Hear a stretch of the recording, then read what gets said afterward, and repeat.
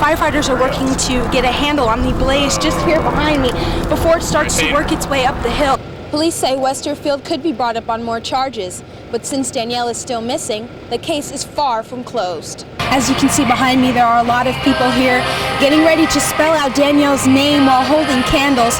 To my left, you can't see it, but there's a huge memorial billboard where hundreds of people have come out today to sign their names and show their support for the Van Dam family. Babies are born in hospitals every minute. But this little girl was just a little different. She was born right here, outside the hospital, in her Jeep. And I'm Melissa Guillaume. Thanks for joining us. David Westerfield repeated his innocence in court today, and his attorney asked for a speedy trial. The last piece of the DNA puzzle is put together, and David Westerfield, Danielle's neighbor, is whisked away in cuffs.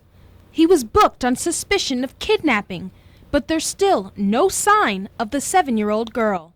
We believe, without a question, that the DNA evidence links Mr. Westerfield to Danielle's disappearance. It's been 3 weeks since the Van Dams have seen their little girl, and since anyone has seen her. A tip that placed Danielle in Tijuana turned out to be a false lead. The Van Dams are happy that Westerfield is in custody, but their focus is still on finding their daughter. We are very happy that the police have made arrests. We were forewarned that it was going to happen. But the fact still remains that we don't have our daughter. We need to continue searching for Danielle. That's the most important thing here. Now that it's been confirmed, the blood found on Westerfield's clothing and motorhome matches the evidence found in Danielle's room, and their main suspect is behind bars. Police are steps closer to finding answers about Danielle's disappearance. Police say Westerfield could be brought up on more charges, but since Danielle is still missing, the case is far from closed. I'm optimistic that at some point we will find Danielle. On the law enforcement side of it, we all know that the opportunity is less and less every hour, every day that goes by. Melissa Guillaume, WB News at 10. The Chargers worked awfully hard for that last place finish, but unfortunately, the NFL has done away with last place schedules.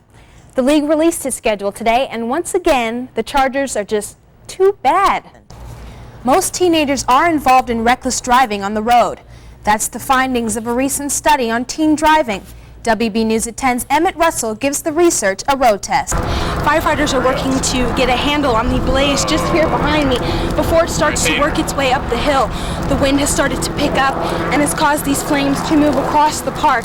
As you can see, they also started up the hill and are now coming towards this field.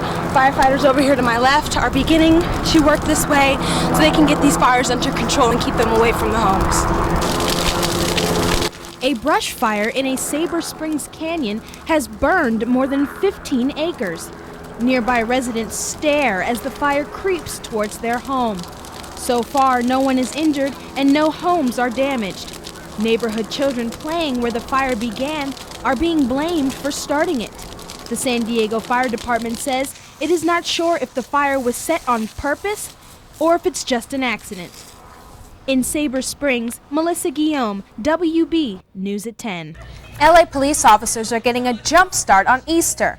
They're walking their beats in bunny costumes. Don't expect any chocolate Easter eggs, though. These two have traffic tickets in their baskets. This is actually an undercover sting operation of sorts to catch drivers speeding through crosswalks. Have you been surprised at cars just continuing past you? Yes, I have. Yes, I have. Especially in a big white bunny suit. How can you miss me? The bunnies hope this experience will help make the streets safer for children crossing the streets year-round, not just at Easter time. A miracle happened here, something you might see quite often.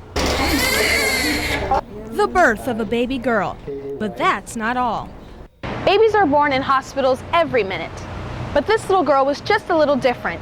She was born right here, outside the hospital, in her Jeep. And Officer Bryan and I were leaving the hospital when he excused himself to go run an errand, and I was in the hallway waiting for him to return when a lady came up hysterically yelling that there was an emergency, there's an emergency. That emergency was this little girl being born a week early. Sergeant Cavada was off duty and just happened to be in the area and came to their rescue. Most women are in labor for hours, but this one, he says, only took. Less than 5 minutes.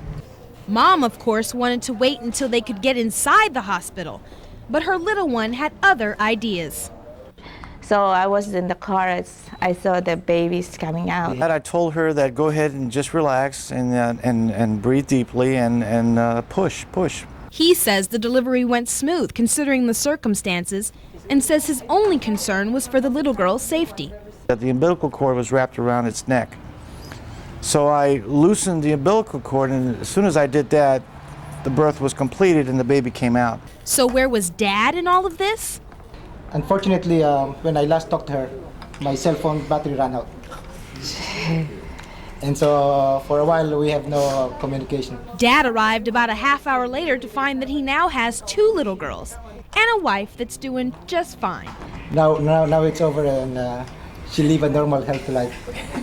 Melissa Guillaume, WB News at 10.